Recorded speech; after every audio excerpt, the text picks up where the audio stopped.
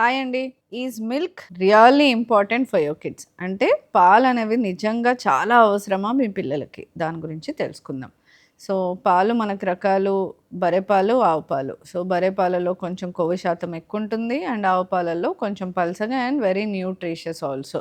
So, రెండిటి మధ్యలో తేడా పెద్ద డిఫరెన్స్ లేదండి. ఓన్లీ కొవ్వు శాతం మటుకే. ప్రోటీన్, క్యాలరీస్ ఇవన్నీ సేమ్ ఉండే ఛాన్సెస్ ఎక్కువ. సో, ఇంకా ఏమిస్తది అసలు పాలు అనంటే కాల్షియం అండ్ కొన్ని మినరల్స్ వరకు మట్టుకే ఇస్తుంది. ఎంతివ్వాలి? అసలు ఇది ఎందుకు మాట్లాడుకోవాల్సొస్తుంది అనంటే, పాలు అసలు మేజర్ డైటా? కానే కాదండి పిల్లలకి. చంటి పిల్లలకి 6 మంత్స్ వరకి తల్లిపాలు. ఆఫ్టర్ థట్ మనం ఫుడ్ అనేది ఇంట్రొడ్యూస్ చేస్తాం. సపోజ్ తల్లిపాలు సరిపోవట్లేదు అన్న వాళ్ళకి మనం ఫార్ములా అనేది అడ్వైస్ చేస్తాం. సో, బర్రె పాలు కానీ, ఆవు పాలు కానీ స్టార్ట్ చేసే వయసే 1 సంవత్సరం దాటిన తర్వాత.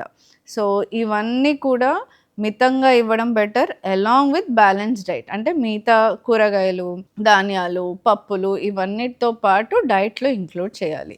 సో, ఎంత పాలివ్వాలి? సో, 1-3 ఇయర్స్ వరకైతే లెస్ దెన్ అంటే ఆల్మోస్ట్ 250 ఎంఎల్ కంటే ఎక్కువ ఇయ్యాల్సిన అవసరమే లేదు. సో, దాని తర్వాత ఒక 350 ఎంఎల్ వరకు ఇవ్వచ్చు. More than 500 ML per day అసలు ఎవరు కూడా తీసుకోకూడదండి పాలు. సో, ఇది మేలుతో పాటు హాని కూడా చేసేది ఎక్కువుంటుంది. పాల మేలు గురించి ఆలోచిస్తే సో, దాంట్లో కాల్షియం ఉంటుంది, ఫాస్ఫరస్ ఉంటుంది, మెగ్నీషియం అనేవుంటాయి. సో, ఇవన్నీ బోన్ స్ట్రెంగ్త్‌కి హెల్ప్‌ఫుల్ అండి. సో, అలానే మరి దీంట్లో చేసే పాల వల్ల వచ్చే నష్టమేంటి? సో, ఎక్సెసివ్ పాలు ఇవ్వడం వల్ల కడుపు ఉబ్బరము, బ్లోటింగ్ అంటే పొట్టవాపు అండ్ అస్సలు ఆకలవ్వదు పిల్లలకి. ఐరన్ అనేది తక్కువ అబ్జార్బ్ చేసుకుంటది మన బాడీ. సో, ఐరన్ ఇంపార్టెంటా కాదా అనంటే రక్తం పెరగడానికి ఐరన్ చాలా ఇంపార్టెంట్. మరి పాలు ఎక్కువ తాగిన పిల్లలకి ఐరన్ లోపాలుంటాయి. సో, ఐరన్ లోపాల వల్ల ఏమవుద్ది మళ్ళీ పిల్లలకి ఆకలవ్వకపోవడము. సో, ప్లస్ వాళ్ళ బేసిక్ ఇమ్యూనిటీ తక్కువవ్వడం అండ్ బ్రెయిన్ డెవలప్‌మెంట్ అనేది సరిగ్గా ఉండకపోవడం అనేది కూడా చూస్తూ ఉంటాం. పాలు నిజంగా ఇవ్వాలా అనేది ఆలోచిస్తే కొంతమంది పిల్లలు అస్సలు పాలు తాగరండి.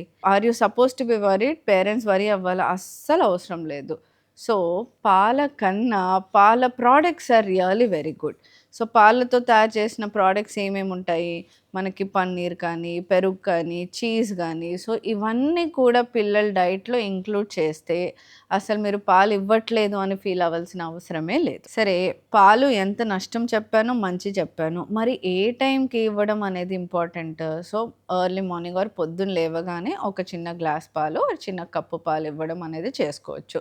దాంట్లో ఏమన్నా మనం బూస్టు, బోర్న్‌విటా టైప్ ఏమన్నా యాడ్ చేయొచ్చా? లేకపోతే ఇప్పుడు చాలా ఆల్ మిల్క్‌లో యాడ్ చేసే అడిటివ్స్ వస్తున్నాయి. సో, అవి యాడ్ చేయొచ్చా అనంటే డెఫినెట్‌లీ 2 ఇయర్స్ తర్వాతనే అవన్నీ యాడ్ చేయాలి. బిఫోర్ 2 ఇయర్స్ వరకి మీరు ఇంట్లో చేసుకునే so, using dry fruits and బెల్లం వీటితోనే మనం పాల పొడిలాగా తయారు చేసుకొని యూజ్ చేసుకోండి. మరి చాలామంది చేసే మిస్టేక్ ఏంటి అనంటే నైట్ పడుకునేటప్పుడు ఖచ్చితంగా పాలిస్తూ ఉంటారు. అండ్ రాత్రుళ్ళు పిల్లలు అంటే 1 ఇయర్ దాటాక కూడా రాత్రిపూట లేస్తూ ఉంటే వాళ్ళకి మంచి బాటిళ్ళల్లో పాలు ఇవ్వడం అనేది చేస్తుంటారు. So, definitely it is not necessary after 18 months అండి. అసలు పాలు కంపల్సరీ నైట్ ఇవ్వాలని లేదు. దానివల్ల నష్టాలేంటి అనంటే పిల్లలు టీత్ ఖరాబ్ అయిపోతా ఉంటాయి. ఊరికే ఇన్ఫెక్షన్స్ వస్తూ ఉంటాయి. సో, దీనివల్ల పిల్లలకి నష్టం తప్ప మంచి అనేది తక్కువ. ఇప్పుడు మనకి కొన్ని ఆల్మండ్ మిల్క్ అని, సో, సోయా మిల్క్ అని, ఓట్స్ మిల్క్ అని ఇవన్నీ కూడా దొరుకుతున్నాయి. సో, మిల్క్‌కి ఒక బెటర్ ఆల్టర్‌నేటివ్స్ కూడా ఉన్నాయి. సో, మీరు కావాలి మీకు అందుబాటులో ఉన్నాయనంటే అవి కూడా ట్రై చేయొచ్చు.